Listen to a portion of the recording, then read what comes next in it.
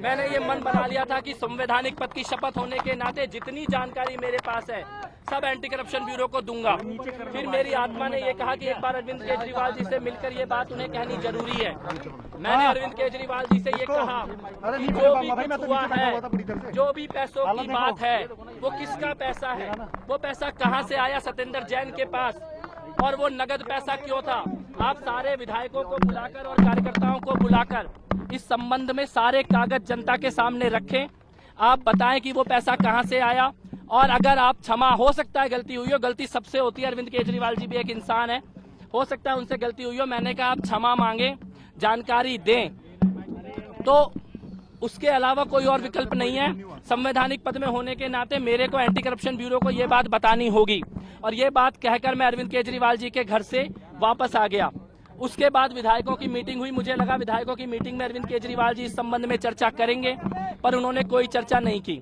और उसके बाद रात को जो खबर आई, अभी तक भी आधिकारिक तौर पर शिष्टाचार के तहत भी मेरे को बुला के उसकी जानकारी नहीं दी गई। मैं कुछ बातें कहना चाहता हूं। मनी लॉन्ड्रिंग के मामले में, ब्लैक मनी के मामले में कई ऐसे जानकारियां हैं सत्येंद्र जैन जी के बारे में जो सबको मालूम है। किस प्रकार से जमीनों का मंत्री रहते हुए और मंत्री रहने से पहले किस प्रकार से बेटी को और रिश्तेदारों को पदों पे रखा गया। और माननीय सत्येंद्र जैन जी ने मेरे से खुद व्यक्तिगत तौर पर एक बात बताई कि अरविंद केजरीवाल जी के किसी सगे रिश्तेदार की जमीन के लिए 50 करोड़ की डील उन्होंने कराई है। मैंने ये बात भी अरविंद जी को जाके बताई, तो उन्होंने कहा कि ये बात झूठ है और तुम्हें मुझ पर भरोसा होना चाहिए। तब मैंने कहा था कि मुझे आप पर आंख मूंद कर भरोसा है, लेकिन अपनी आंखों से कैश देखने के बाद चुप रहना मेरे लिए संभव नहीं था। सत्येंद्र जैन जी को भी सर्टिफिकेट दिया जा रहा है ईमानदारी का, लेकिन कागज मैंने भी देखे हैं, अपने हाथों से उनको कैश लेते हुए मैंने देखा है। और कैबिनेट में 2 साल होते हुए ऑन रिकॉर्ड दिल्ली के उपराज्यपाल महोदय को बयान देकर आया हूं, चाहे सीबीआई में, एंटी करप्शन ब्यूरो में, किसी भी एजेंसी के सामने खड़े होकर जितने भी बयान देने हैं अपनी व्यक्तिगत, तो यही सबसे बड़ा सबूत होता है जब एक कैबिनेट का 2 साल का साथी, 15 साल का आंदोलन का साथी अपनी आंखों से बोली हुई चीज को उपराज्यपाल को ऑन रिकॉर्ड, बयान या आरोप नहीं है, ऑन रिकॉर्ड उपराज्यपाल महोदय को देकर आया हूं। और इसके बाद एसीबी, सीबीआई सबको बताऊंगा जाकर।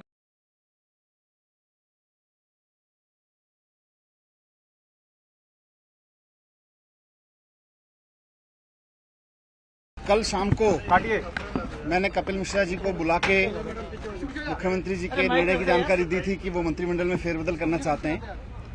उन्हें उसकी वजह भी बताई थी कि पिछले दिनों बहुत सारे एमएलए से मुलाकात होने के बाद ये बात बार बार सामने आई है कि लगभग सारी विधानसभाओं में पानी को लेके बहुत त्राही त्राही मची हुई है और बहुत एमएलए परेशान थे पानी को लेके। पूरे दिल्ली में लोग पानी को लेके परेशान थे और एमएलए खासतौर से खूब गालियां खा रहे हैं लोगों की। ये बात मैंने बताई थी कल उनको, और उसके बाद उनसे कहा था कि अब मुख्यमंत्री जी मंत्रिमंडल में फेरबदल कर रहे हैं। अब उसके बाद आज जिस तरह के आरोप, बेबुनियाद आरोप उन्होंने लगाए, उसके बारे में अब मैं क्या कहूं। वो तो बात जवाब देने लायक भी नहीं है, कोई इस पर यकीन नहीं कर सकता। बहुत ही उलझलूल आरोप उन्होंने लगाए हैं, उनका कोई सिर पैर नहीं है। इसके बारे में इतना ही कहा जा सकता है, उसका कोई जवाब नहीं है।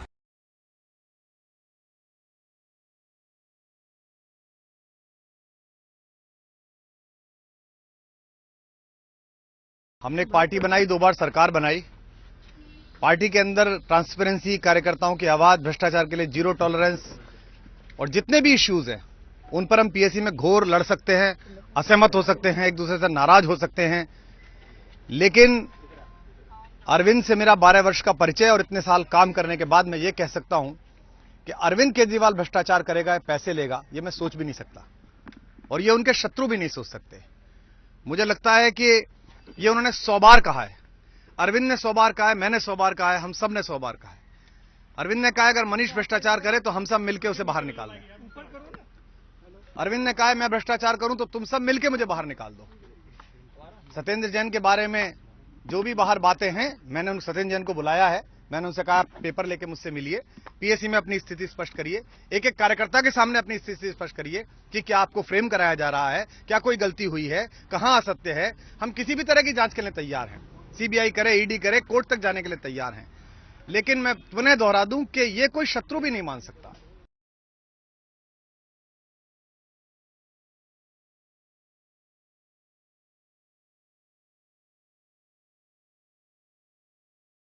This is extremely serious, the kind of allegation that Kapil Mishra has raised straight on Mr. Arvind Kejriwal. That 2 crores given by Satyendra Jain, another senior member of the Aam Aadmi Party. What raises further questions is the manner in which he was removed. Late last night, some tweet or some press conference was done. And before that, he was doing good work. Last night, suddenly Kapil Mishra's work had become that he was not doing a good work.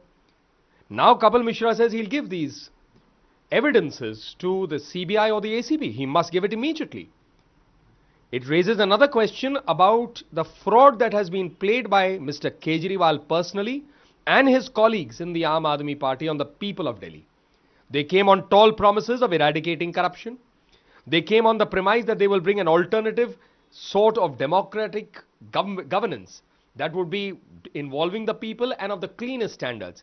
In return, we've only seen over the last 2.5 years a politics full of accusations, allegations, excuses, and no work. So I think it is a serious issue. It must be investigated fully. And once the evidence has come, whatever action in law can be there, that should be taken. मुझे लगता है party की स्थिति बहुत ही खराब है और दुर्दशा है उनकी ये, और ये उन्होंने खुद अपने साथ ऐसा किया है। वो अपने ही सिद्धांतों से भटके, उन्होंने लोगों को बहुत बेवकूफ़ बनाया, बहुत ही गुमराह किया और सिर्फ सत्ता और पैसे के इतने लोभी हो गए वो कि उन्होंने देखा भी नहीं कि कुशासन और सुशासन में क्या अंतर है, और उसी का खामियाजा और उसी की सज़ा वो भुगत रहे हैं क्योंकि दिल्ली के लोगों ने भी उनको नकारा। एक बहुत जल्दबाजी थी अरविंद केजरीवाल को एक नेशनल लीडर बनने की। वो एक चीज़ बनते नहीं थे कि उनको दूसरी चीज़ नज़र आती थी, और इसीलिए वो सीएम बने नहीं कि उनको पीएम देखने का सपना उन्होंने शुरू कर दिया, और हर बात में उन्होंने सिवाय काम के सब कुछ किया।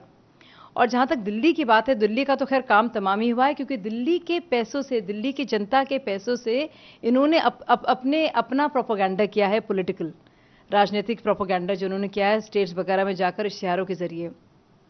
अपने केसेस के लिए उन्होंने राम जेठमलानी जैसे लॉयर्स को जो 3-3 करोड़ की बातें कर रहे हैं, बाकायदा उनसे पैसों की बात की है।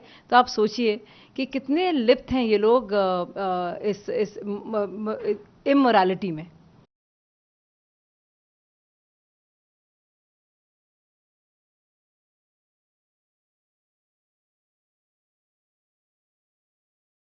दिल्ली की जो घटनाएं देख रहे हैं, इस आधार पर यह स्पष्ट रूप से कहा जा सकता है कि आज दिल्ली के लिए एक काला दिन है। दिल्ली की सरकार में एक ऐसे व्यक्ति का आना जो बड़ी बड़ी शुचिता की दुहाइयां देता हुआ आया है, इंडिया अगेंस्ट करप्शन की बात करते हुए आया है, और आज जो स्वरूप दिल्ली और देश देख रहा है, दिल्ली सरकार के मुख्यमंत्री अरविंद केजरीवाल का, उससे पूरी दिल्ली स्तब्ध है। और मैं समझता हूं इस देश में जितने लोग मुख्यमंत्री के पद पे बैठे होंगे वो भी स्तब्ध होंगे। ये पहली बार हुआ है कि कोई मुख्यमंत्री के पद पे बैठे हुए व्यक्ति पे उसी का साथी मंत्री आरोप नहीं लगा रहा है, बल्कि गवाही देने के लिए पब्लिक फोरम से लेकर के और संस्थाओं तक खड़ा हो गया है। आज जो घटना घटी है, जो आज गवाही दी है कपिल मिश्रा ने अरविंद केजरीवाल के खिलाफ, सत्येंद्र जैन के खिलाफ, वो कोई आज की बात नहीं है। बहुत समय पहले भी जब ये सरकार बनी थी तभी कपिल मिश्रा ने एक सवाल उठाया था, आज हमें वो याद आ रहा है कि ये सरकार पिछले कांग्रेस के सरकार के समय किए गए घोटालों को एज इट इज अपने अंडर में भी चला रही है, तब पता नहीं क्यों कपिल मिश्रा शांत हो गए, चुप हो गए। आज मैं पूरी कठोरता से दिल्ली के लोगों का प्रतिनिधि होने के नाते भी और भारतीय जनता पार्टी का प्रदेश अध्यक्ष होने के नाते भी अपनी पार्टी के तरफ से बहुत ही कठोरता से अरविंद केजरीवाल जी को बोलना चाहता हूं, अब आपके पास दिल्ली के मुख्यमंत्री के कुर्सी पे बैठे रहने का न तो मोरल अधिकार रह गया और न तो लीगल अधिकार रह गया है। आपको तत्क्षण दिल्ली के मुख्यमंत्री पद से इस्तीफा देना चाहिए, क्योंकि ये आरोप कोई भारतीय जनता पार्टी का कार्यकर्ता या सिपाही नहीं लगाया। हम तो पहले से लगाते रहे आरोप। हमने पीछे 400 करोड़ के एक नोट भी छापे थे, हमारे साथियों ने उसको दिखाया था। लेकिन आज कपिल मिश्रा ने आपके भ्रष्टाचार के खिलाफ गवाही देकर ये स्पष्ट कर दिया है कि अरविंद केजरीवाल भ्रष्टाचार के मामले में लालू यादव को भी पीछे छोड़ चुके हैं।